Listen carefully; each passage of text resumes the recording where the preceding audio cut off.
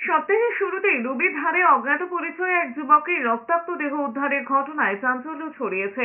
দেহের পাশ থেকে একটি স্কুটারও উদ্ধার করা হয়েছে। পুলিশ ও স্থানীয় সূত্রে জানা গিয়েছে, সোমবার সকালে পথচারীরা প্রথমে একটি স্কুটার পড়ে থাকতে দেখেন।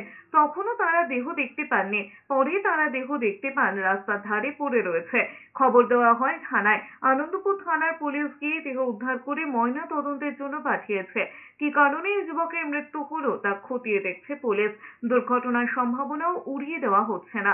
শহরের ব্যস্ত এলাকায় কিভাবে এই যুবকের মৃত্যু হলো তা ভাবাচ্ছে স্থানীয়দেরও। তবে তারা জানিয়েছেন, মৃত যুবক এলাকার বাসিন্দা নন। আপাতত অস্বাভাবিক মৃত্যুর মামলা রুজু করে তদন্ত শুরু করেছে পুলিশ। যুবকের নাম পরিচয় জানার চেষ্টা চলছে।